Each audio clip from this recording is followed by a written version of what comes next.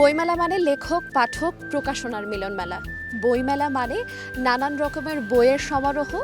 বইমেলা মানে বিভিন্ন রঙে ঢঙে সাজানো স্টল, প্যাভিলিয়ন। কিন্তু আজকে বইমেলার এই আয়োজনে আমি কোনো বই নিয়ে কথা বলবো না। আজ আমরা কথা বলবো তেমনই একটি স্টল নিয়ে, যেখানে কোনো বই নেই কিন্তু আছেন অনেক বইপ্রেমীরা। আপনাদের সঙ্গে আছি আমি আইরিন আয়াত, এবং আমার সঙ্গে আছেন এই স্টল তৈরির কারিগরেরা। আমরা আজ তাদের সঙ্গে আড্ডা দেব। প্রথমত আমি একটু জানতে চাইবো আপনাদের সবার কাছ থেকে যে এই আইডিয়াটা আসলে কার মধ্যে থেকে আসলো। আমি আপনার কাছ থেকেই যদি একটু শুনতে চাই। এই আইডিয়াটা আমাদের একক কোনো আইডিয়া না। আমরা যারা বই পড়তে ভালোবাসি, তরুণদের সংগঠন হচ্ছে অ ক খ, এবং একটা স্টলের বরাদ্দ পাওয়ার পর আমরা চিন্তা করলাম যে কিভাবে এটাকে সাজানো যায়। যেহেতু আমরা সবাই শিক্ষার্থী, তো আমাদের তো আর ওরকম বাজেট নেই প্রকাশনীর মতো, তাই আমরা আমাদের প্রত্যেকের যত ক্রিয়েটিভ আইডিয়া আছে সেটা ব্যবহার করলাম। এখানে একক কোনো ব্যক্তি নেই, একাধিক মানে প্রায় 15-20 জন মিলে হচ্ছে এই স্টলটা আমরা সাজিয়েছি। আমরা ভাবলাম যে আমাদের এরকম একটা স্টল করা দরকার, যেখানে আমরা লেখক, প্রকাশক, দর্শনার্থী সবাই মিলে আমরা বইয়ের কথা গল্পে গল্পে ছড়িয়ে দিতে চাই। এই স্টলের মাধ্যমে আপনারা আসলে কি বার্তা দিতে চাইছেন?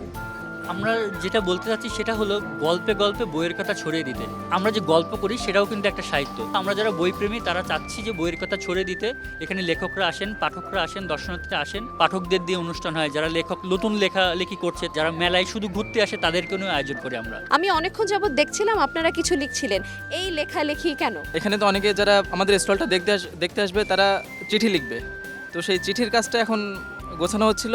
আর কোনো পাঠক যদি তার কোনো প্রিয় ব্যক্তি, প্রিয় মানুষ, প্রিয় লেখক বা প্রিয় কোনো চরিত্রকে যদি চিঠি লিখতে চায়, তো সেখানে আমাদের স্টলে এসে চিঠি লিখে, এখানে চিঠির বক্স আছে, এখানে জমা দিতে পারবে। এই আইডিয়াটা সম্পর্কে আপনার কাছ থেকে একটু শুনি, কেন এই ধারণাটা আপনার মধ্যে হুট করে আসলো? আমাদের তো একটা অন্যরকম স্টল, বিভিন্ন পাঠকরা আসছেন দেখছেন, কিন্তু ওনাদের কিভাবে আমাদের সাথে কানেক্টেড করতে পারি, তখন হচ্ছে একটা চিঠির বক্স করলাম, যে চিঠির বক্সটা রাখলে মানুষ ছবি তুলবে এবং একই সাথে জিজ্ঞেসও করবে যে চিঠির বক্সটা কী করা যায়। যেমন আমরা দেখি যে অনেকে এসে, আমরা এখানে পেন পেপারও রেখেছি যে ওনারা নগদ এখানে যেন চিঠি লিখতে পারেন তার প্রিয় মানুষ, প্রিয় চরিত্র বা প্রিয় লেখককেও। অনেক সময় প্রিয় লেখককেও কিন্তু তার কথাগুলো বলা যায় না বা বলতে পারেন না, সেই সুযোগটা করে দিচ্ছি আমরা। আপনারা প্রথম এই বইমেলা থেকেই শুরু করলেন, নাকি আগেও এরকম এই অভিনব পদ্ধতিটা আপনারা চালু করেছিলেন? এই প্রথম আমরা স্টল নিয়েছি বাংলা একাডেমি থেকে, স্টল হিসেবে মানে আড্ডার স্টল বা বইয়ের স্টল হিসেবে বরাদ্দ পেয়েছি। এর আগে আমরা গত বছর বই মেলাতে বা এর আগের বই মেলাতে যেটা করতাম, আমরা পুরো মেলার মাঠে ঘুরে ঘুরে কাজটা করতাম। কিন্তু একটা স্টল পাওয়ার দরুন যেটা হয়েছে, লেখক আসছেন আমাদের কাছে, পাঠকও আসছেন আমাদের কাছে, আরাম করে বসছেন,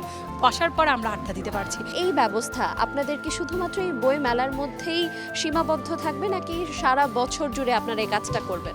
সাধারণভাবে সরলভাবে বইয়ের কথা সারা বছরই যাতে চর্চা হোক, সারা বছরই যাতে আমাদের কার্যক্রম সারা বছরই চলে। গল্প আড্ডায় বই, এইটার বার্তাটা আপনারা কিভাবে পৌঁছে দিতে চান? গল্পে গল্পে আড্ডায় আড্ডায় বইয়ের কথা ছড়িয়ে পড়ুক বাংলা ভাষাভাষী সকল মানুষের কাছে। কতগুলো চিঠি এই পর্যন্ত চিঠি বক্সে জমা পড়ল? এখনো পর্যন্ত প্রায় 100-এর কাছাকাছি আমরা চিঠি পেয়েছি। আমি শাড়ি পরে আপনার জন্য অপেক্ষায় থাকব। আপনার তো নীল রং পছন্দ, তাই হোক, নীল শাড়ি পরে অপেক্ষায় থাকব। নিজেকে ভালো রাখবেন, যত্ন নেবেন এই অসুস্থ মনটার। ইতি টুস টুস। আসলে মানে এত ভালো ভালো আপনাদের এই আইডিয়ার জন্য আসলে দেখা যাচ্ছে যে এই বার্তাগুলো হয়তো পৌঁছে যাবে তার প্রিয় মানুষগুলোর কাছে। আপনারা লিখছেন কাউকে উদ্দেশ্য করে? আমরা আসলে লিখতে পারিনি, আমরা জাস্ট চিঠির বক্স ঝুলাতেই পাঠক এসে হচ্ছে তারা আগে লিখে ফেলেছে।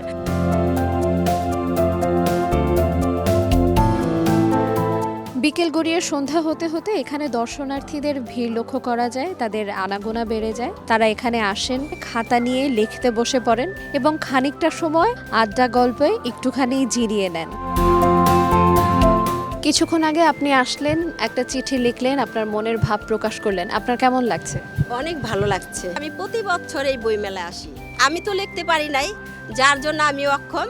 যারা লেখে, যেই ভাইরা লেখে, যে বোনেরা লেখে, তাদের আমার অনেক অনেক সালাম, আন্তরিক শুভেচ্ছা। আপনি এটা কার উদ্দেশ্যে কেন লিখলেন, কি লিখলেন?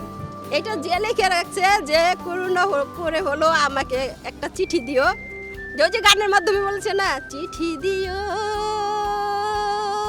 প্রতিদিন, চিঠি দিও, নইলে থাকতে পারবো না,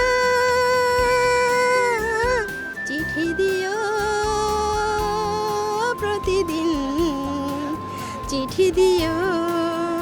আপনাদের অভিজ্ঞতাটা কেমন? খুবই অন্যরকম অভিজ্ঞতা। আপনি যদি মেলায় যান, প্রত্যেকটা স্টলে কিছু না কিছু বিক্রি হচ্ছে, কিছু না কিছুর একটা উদ্দেশ্য আছে। সবাই যখন এখানে এসে দেখতেছে এখানে এমন কিছুই নাই, এখানে কোনো কিছুই বিক্রি হচ্ছে না, এখানে স্তূপ ভর্তি বই নাই, তখন সবাই খুব কৌতূহলী হয়ে যায়, হয়ে এসে আমাদেরকে জিজ্ঞেস করে যে এইখানে আসলে কি করা হয়। তো আমরা বলি আমরা এখানে আড্ডা দিই, আমরা গল্প করি।